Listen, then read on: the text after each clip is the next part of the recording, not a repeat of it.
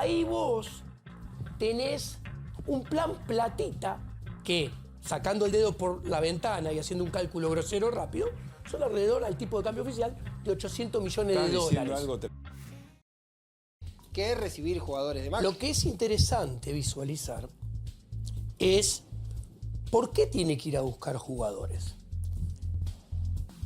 Porque se quedó sin jugadores, pero se quedó sin jugadores desde el principio. Yo soy el primer ejemplo. En septiembre del 2020 le dije, conmigo no contás para nada. Han hecho intentos, varios que lo rodeaban para que volviera, porque me decía, te necesita como loco para manejar la economía. ¿En qué momento te volvieron a buscar? Te estoy hablando del año pasado, ¿ok? Y yo siempre doy...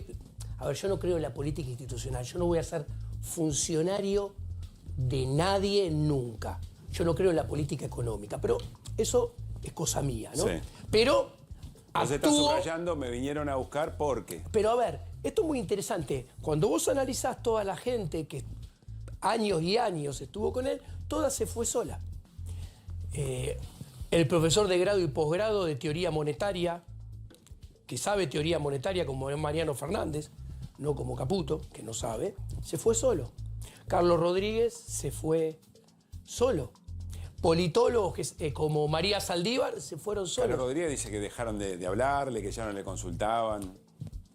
A ver, yo tengo otra versión, pero no importa. Bueno. Lo que quiero decir es que esto, y aquí vamos, Sí, que a esto vine a hablar de economía, ¿por qué uno puede hacer comentarios? ¿En qué sentido tiene, qué validez tiene hacer comentarios sobre la persona de un presidente? Simplemente y únicamente para ver cómo su forma de ser impacta en su gestión de gobierno y en sus políticas públicas. En este caso, la política económica. Y cómo eso impacta en quién lo rodea. A ver, si le piden gestión, negociación, hablar, juntar a diferentes esferas políticas para lograr algo que lleve las políticas públicas mancomunadamente hacia un sector o hacia un lado, le están pidiendo peras al olmo. Tanto es así ¿Pero cuando... no sentís que Milei algo de todo eso empezó a hacer en el momento en que retrocedió en algunas cosas que tenía como dogmáticas, cuando empieza a regular cosas que él siempre había dicho que no había que tocar, tema prepagas, por ejemplo, o postergar alguna decisión de aumentos? Vamos a ver. O negociar de otra manera, aceptar negociaciones en el Congreso. Ese es el ejemplo más concreto. A ver, punto número uno. Con las palabras él te lo ha dicho, que no salga la ley bases, Sí. no salga el pacto del 25 de mayo, lo vamos a hacer igual. Lo dice con todas las letras. O sea, eso te revela que piensa que lo puede hacer igual. Ahora, cuando vos me planteás casos que parecen que va para atrás con sus propias medidas, como por ejemplo, ir para atrás con las prepagas. ¿Por qué hace eso? Eso lo hace para lograr en una línea de un capítulo del IPC deflación que le amortigüe la inflación en otros capítulos y con eso que la inflación mensual sea más baja. Cuando la gente ve que la inflación mensual es más baja, disminuye sus expectativas de inflación, en consecuencia tiene más chances que la inflación baje más fuerte y más rápido, porque en realidad la inflación está bajando muy lento y poco para hacer un plan desinflacionario exitoso. Cuando vos me decís, Diego, pisó el aumento de suba de electricidad, suba de gas mensual, cuando vos tomás nota que por ahorrárselo del gasoducto va a tener que importar gas en barcos por, redondeemos, 500 millones de dólares, y a esto por también... ahorrarse 15. Claro, y a esto le agregás que también posterga aumentos en el AMBA de tarifa de transporte, ahí vos tenés un plan platita que, sacando el dedo por la ventana y haciendo un cálculo grosero rápido, son alrededor al tipo de cambio oficial de 800 millones Estás de diciendo dólares. algo tremendo, Diego. Vos decís que Milei está llevando adelante un plan perdón, platita. Ahora- pero es un plan platita que la gente no siente porque esto está La gente explotando. no siente, pero ahora explico por qué. Todo esto que parece ir contra él, sus ideas, son todas medidas utilitaristas que tienen como único objetivo tratar de que la inflación baje un poco más rápido y más fuerte, porque es su único caballito de batalla. Porque del otro lado, cuando vamos a los números de actividad, yo te puedo decir que cuando vos mirás el EMAE, que cerró el primer trimestre, y le sacás el efecto estadístico de la cosecha, el PBI cayó menos 6,9. A ver, quiero ver si entiendo lo que acabas de decir. Pues yo te estaba por preguntar Sí. si todas estas modificaciones de acción de Javier Milei eran improvisación o aprendizaje. Lo que entiendo me está diciendo es, Javier cambia todo eso solamente para tener razón, solamente para poder seguir conquistando ese lugar que él tiene respecto de un número bajo de inflación y retroalimentar su propia posición frente a la escena. Él concibe que la piedra angular de su plan económico es bajar la inflación. Y por ahora es lo único que tiene para mostrar, que bajó de 25,5 a 22, a 13,2, a 11,2, si no Él me dice falla que memoria. ya está rebotando la economía. ¿Eh? Javier Milei dice que está rebotando la economía. Esto es mentira. A ver, yo te tiro datos. Giacomini, perdón una pregunta. Hubo una corrida, una pequeña corrida del dólar la semana pasada. Se esperaban una venta de 5.000 millones de dólares de la cosecha gruesa para este mes.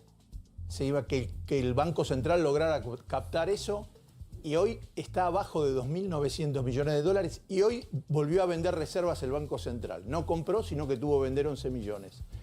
¿Me puede explicar lo que esperaban juntar? ¿Qué está pasando? No están juntando lo que esperaban juntar y el mes que viene tienen que pagarle a los chinos. ¿Con qué plata se va a pagar? Bueno, punto número 1. El dólar se movió, pero recién comenzó a moverse. ¿Qué quiero decir? Entre diciembre y abril, en esos 5 meses, hubo una inflación en dólares de 82%. La suba del dólar, redondeando, de 1.000 a 1.250, solamente compensa los 2 últimos meses de inflación. Los anteriores 3 de inflación en dólares no están compensados. Con lo cual, lo más razonable a pensar, siempre el tipo de cambio se mide en la tendencia de mediano plazo, es que el dólar más adelante en el tiempo se vuelva a mover y se mueva más todavía. Porque de hecho, si nosotros pensamos que hay un cepo, y el cepo vino para quedarse, y parece que lo quieren dejar bastante, porque quiere, porque no pueden, no me interesa, me importa como agente No porque económico esté el enamorado, resultado. sino Me importa de el hecho, resultado. sí. Cuando vos mirás ¿el cepo qué es? El cepo es ponerle un precio máximo al dólar y un precio mínimo al peso. Es un control de precios el cepo. ¿Y esto qué implica? Esto implica que si le estás poniendo un precio máximo, si vos lo sacás el cepo, seguramente se va a mover el tipo de cambio. ¿Y hacia dónde se va a mover si le estás poniendo un precio máximo? Lo más probable es que se mueva para arriba. Ahora, acá hay un problema de timing. Con este tipo de cambio y considerando, uno, que este gobierno que se trasviste de liberal aumentó la base imponible, aumentó la cantidad de impuestos, aumentó las alícuotas y aumenta la fiscalización, con lo cual extrae recursos del sector privado, que de hecho lo hace desahorrar y escupir dólares, para transferirlos al sector público, o sea, transfiere recursos del privado al público, del eficiente al ineficiente. Desahorro. El desahorro es lo que paga la inversión, con lo cual está hipotecando los niveles de inversión futura. Claro, el ahorro se está usando para otra cosa. Pagar, uno, El ahorro gasto bien canalizado corriente es inversión. para pagar costos fijos, costos variables, salarios en el sector privado y y bajar el desahorro, se hace desahorrar a los privados para intentar bajar el desahorro del sector privado. Mirá, yo no lo conozco a Guillermo Francos. Yo lo que puedo decir que mi relación de 15 años con Javier estuvo relacionada y se cimentó sobre 3 pilares. Uno, que los dos respiramos, vivimos por y para la economía, la teoría y el análisis económico. Entonces, eso estaba en el centro de la escena. O sea, vos me preguntás, ¿qué le interesa Él lo dice abiertamente. a Javier? Eso. Le preguntaron en la revista Time, ¿cómo descansás, con qué te distraes leyendo paper de economía? Exactamente. Y en ese marco, no sabía que dijo eso, no leí la revista Time, en ese marco hay que entender que con el único interlocutor que se va a divertir, le va a interesar y la va a pasar bien conversando, no tiene ningún cargo. Es Federico Sturzenegger. Por ahora. Por ahora. Para hablar, y yo sé que, ¿por qué? Porque yo sé que lo respeta, lo valora, uno puede estar de acuerdo o no con lo que piensa Federico Sturzenegger, pero Federico Sturzenegger es una persona muy formada en teoría económica. Pero con Caputo también. Cosa que no, que no. Entonces, de hecho, nunca se dedicó a la economía, Caputo. Caputo es un trader. O sea, compra y vende activos financieros. Pero vos decís que Milei no lo respeta como par a Caputo.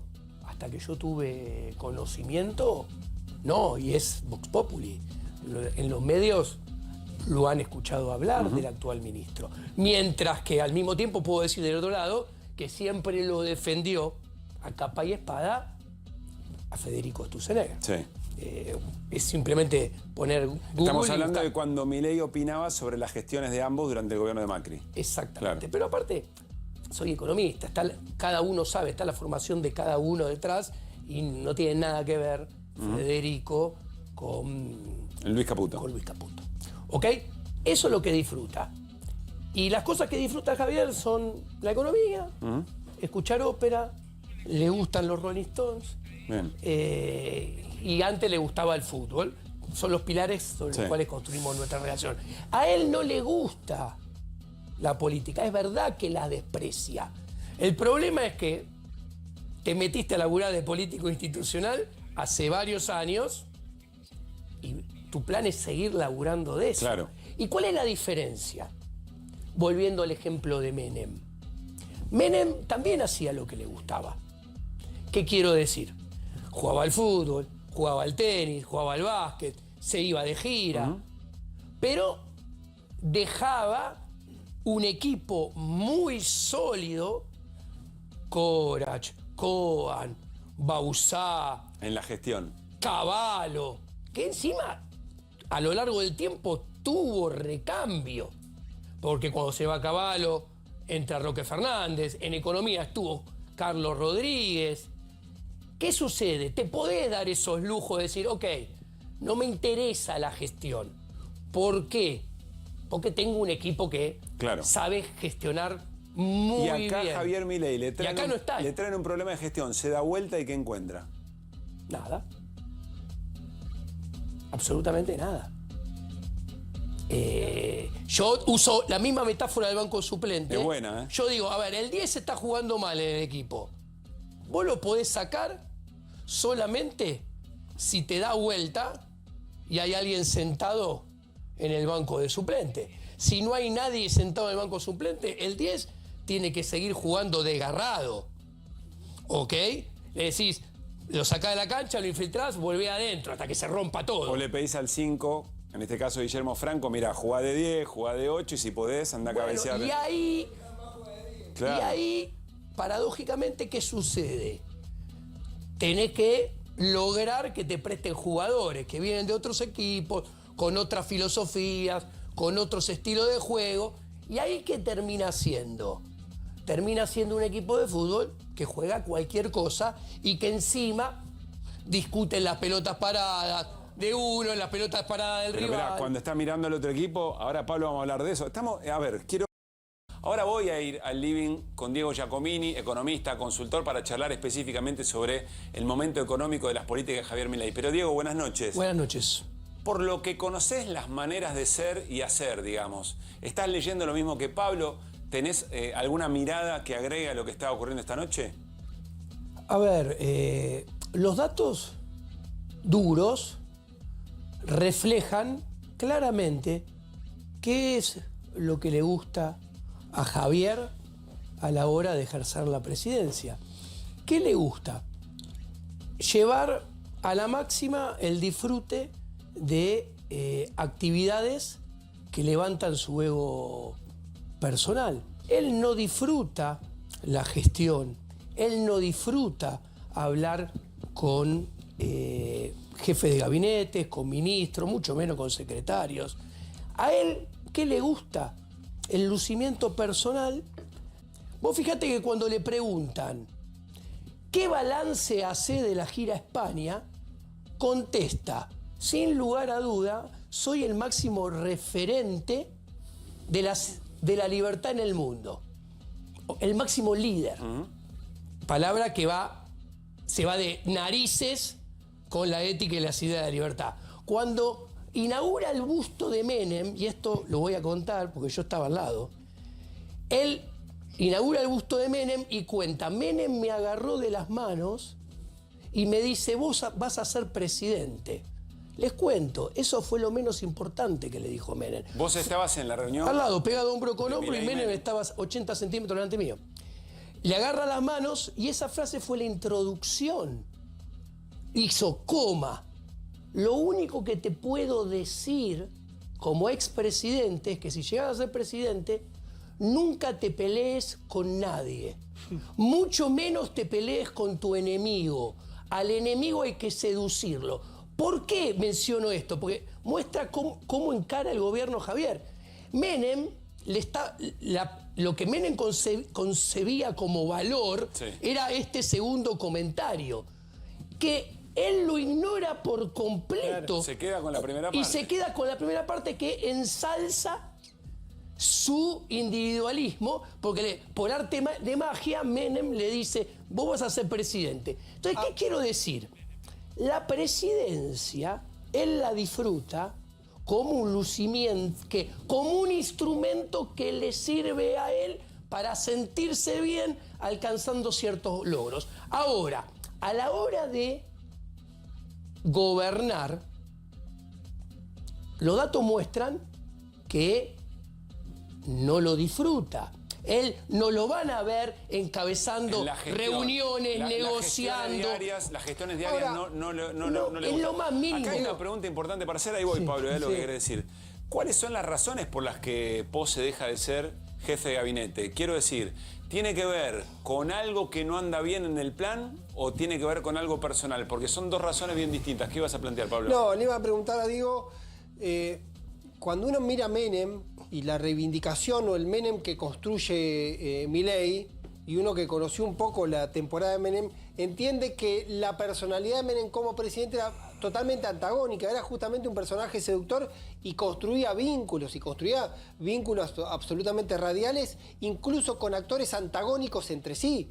Digamos, Milei no construye las relaciones y parece no querer vincularse. La pregunta es, ¿por qué, vos que lo conocés, por qué no lo hace? ¿Por una cuestión de que no estás en su naturaleza? ¿Porque hay cierta inseguridad en las relaciones también de cercanía? ¿Por qué no? ¿Por qué no teje en vez de romper? En un determinado momento de la vida, uno es bueno en construir relaciones si lo ha hecho a lo largo de toda la vida y ese comportamiento lo ha ido mejorando e incorporado información.